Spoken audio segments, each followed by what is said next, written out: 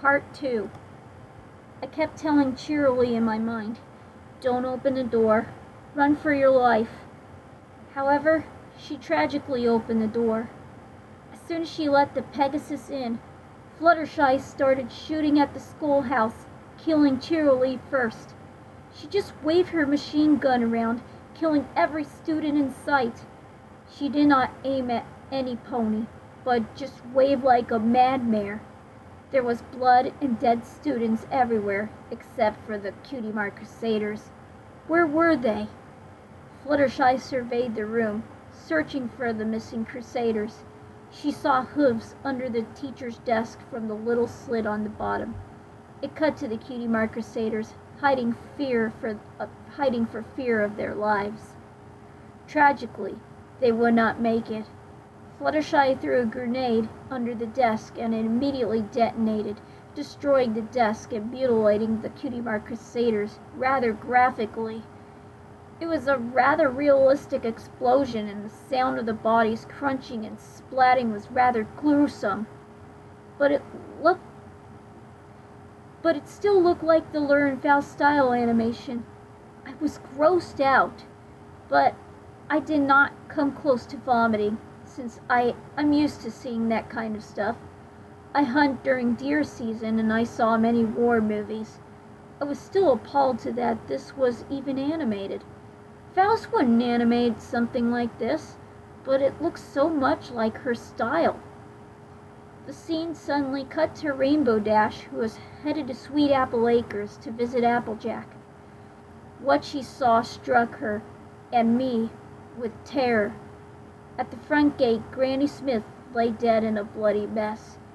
Rainbow Dash ran into the barn after realizing Granny Smith was dead for fear of Applejack's life. Her fears were confirmed. She took a look inside and saw Big Macintosh laying dead in a pool of blood. His intestines were strewed out, and his eyes were gouged out.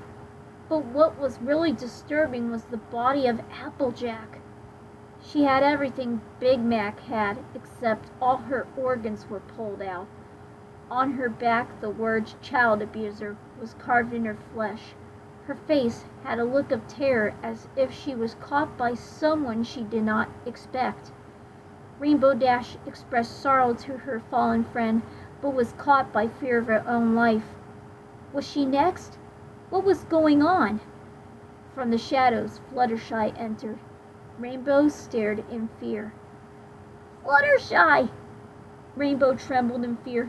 "Did you do this?" A tear fell from her eye. In a voice distinct from her normal voice, a disturbing teenage male voice, Fluttershy asked, "Do you believe in God?" I remember that this quote was associated with Eric Harris and Dylan Klebold, the Columbine shooters. In a voice highly uncharacteristic of Rainbow Dash, resembling that more of a timid teenage girl, she answered, "Yes." "Then go be with him!" Fluttershy screamed in a deep male voice. She put her gun to Rainbow Dash's forehead and pulled the trigger. Animated brain, blood and bone flew onto Fluttershy. Rainbow Dash was dead, and her head destroyed. I knew this was highly uncharacteristic of Luren Faust, but I kept watching out of sick curiosity. The next minute sickened me. Fluttershy carved onto Rainbow Dash's flank. Crack whore. The sound of cutting flesh was highly realistic, and it almost made me throw up. But I kept it down. "That'll teach that bitch," Fluttershy spoke in her normal voice. The screen went black. I figured that this would be where a commercial would normally air if this sick episode was to actually be released. I paused for a moment. Why would Faust write this, especially after the recent chain of school shootings? This couldn't be her, could it? I unpaused and decided to continue the episode. The next scene was the Sugar Cube Corner, Pinkie Pie's place of residence and employment. Oh no. Would Fluttershy really kill off the cakes? I shuddered, but I knew I had to keep watching. Mrs. Cake went to check upon the babies, pound cake and pumpkin cake, in the nursery room. When Mrs. Cake entered the room, the scene skipped to Mr. Cake, who was sitting in the kitchen drinking his morning beverage. His calm drinking was interrupted by a blood-curdling scream, one that was marked with sorrow. I fear what would happen next. Mr. Cake ran to the nursery and saw a horrible sight. Mrs. Cake emitted a cry of sorrow. It panned to her front. To her horror, laying in front of her were the twins, dead. They were tinged with a sickening shade of blue. Both of the Cakes started crying in sorrow, realizing that their children were dead. How sick and tragic. I would think Learn Faust would be sensitive to the fact that some viewers have lost infant siblings to SIDS. Am I wrong, or is this not Learn Faust, but rather some sick copycat? If that was not sick enough, the next sight would sicken almost any viewer. Pinkie Pie walked into the doorway. She was limping and was clearly unstable. She stared at the Cakes. She then uttered in a sickly voice, "It wasn't Sid's." Pinkie then collapsed into the doorway and started seizing. Her eyes rolled into the back of her head. And she started vomiting this phoby substance. Her eyes started bleeding as she rolled around on the floor. The Cakes ran for her attention, but they were too late. She stopped breathing, and her heart stopped beating after a minute of seizing. She was dead too. As the Cakes mourned for her too, the camera zoomed into the dead twins. I paused and zoomed into their faces, where I could see some slight bruising around their snouts. Now, I am no expert, but I believe that something like this could be a sign that they were smothered. The closet door opened and Fluttershy popped out. "What fun is life without a little death?"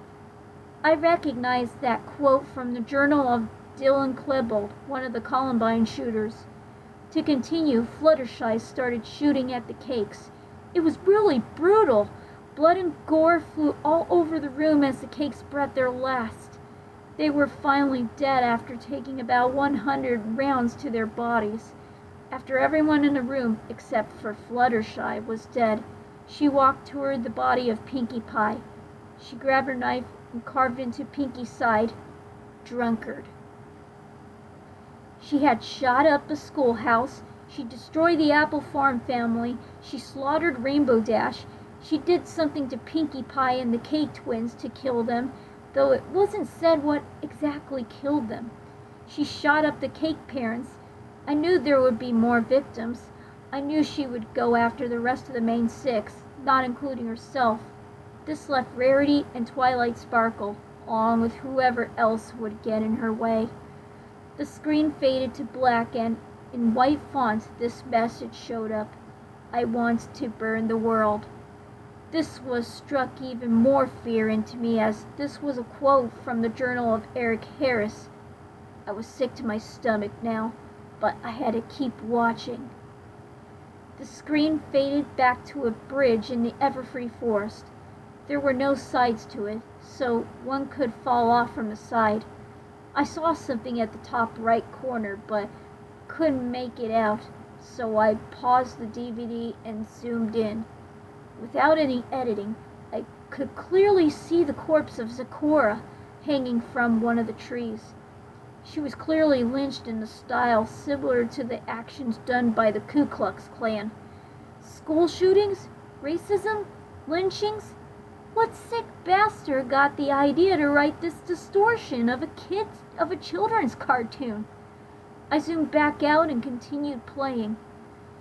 Fluttershy came in rolling in a chair with a cement block strapped to it. Who else was tied to it besides Rarity? I got a deep pit of sickness in my stomach. I knew what Fluttershy would do now. This time, Rarity was still alive, but already had the carvings on her flank. Filly killer.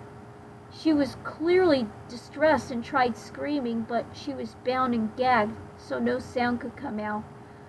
Fluttershy removed the gag, giving Rarity a chance to beg for her life.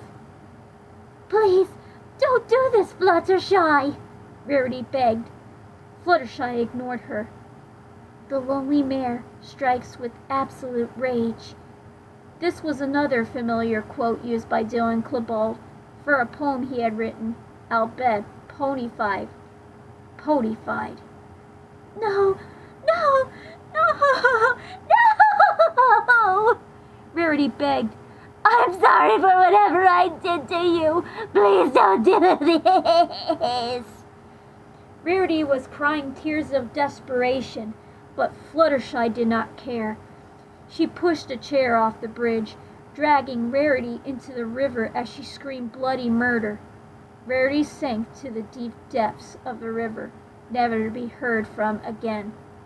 I am the law.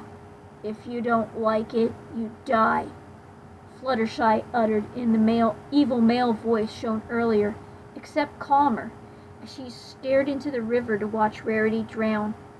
She then walked toward the corpse of Zecora. It was clear now that Fluttershy lynched her.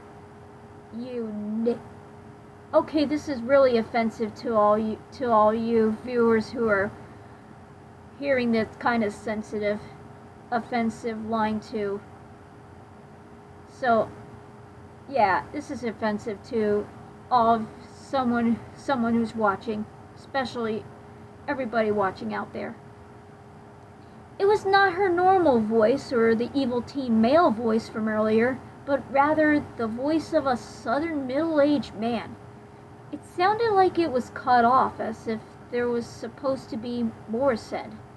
I recognized the voice as Bob Ewell from the 1962 film To Kill a Mockingbird.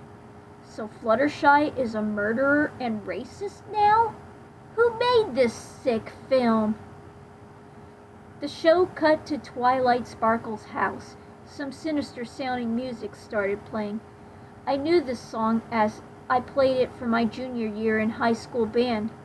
It was one of the movements on Johann Dimage's Lord of the Rings Symphony. I believe this part was Journey to the Darkness. I could be wrong. I don't remember exactly. Anyway, the camera zoomed into the window and then jumped to Twilight Sparkle's bed. She and Spike were screwing each other. Spike was humping the hell out of Twilight, clearly getting it in. He was pumping and bodily fluids were flying everywhere. Both were moaning and screaming as they pleasured each other. The sinister music was getting louder and more suspenseful. I knew something horrible would happen soon. Both of them eventually came, but the actions they had performed were clearly not enough. I was about sickened with what I had already seen. I didn't know how it could get worse. It did. Spike was laying upon Twilight's bed. Twilight climbed up on top of him and started to defecate on his chest. Oh my lord, she was performing a Cleveland steamer. I just about threw up. I knew if my parents were to walk in here, they would kill me. So ashamed at what I had watched, I continued watching in hopes that it would stop. It didn't. After she was done, she got in front of Spike. He started to urinate and he caught the steady flow of yellow in her mouth. I was done with this. I could not take this anymore. I pressed the eject button on my disk drive, but it would not open. The clip just kept playing. Who else has a present for Spiky Wikey? Spike shouted after he finished urinating. How about a Cosby sweater? Twilight replied. Holy shit! Did this go from a twisted horror film to a horribly made shock porno? Twilight made herself vomit on Spike's chest now. It was clear that she had eaten a bunch of fruity cereal. The mess of vomit had multiple muted colors mixed in with the nasty color of bile.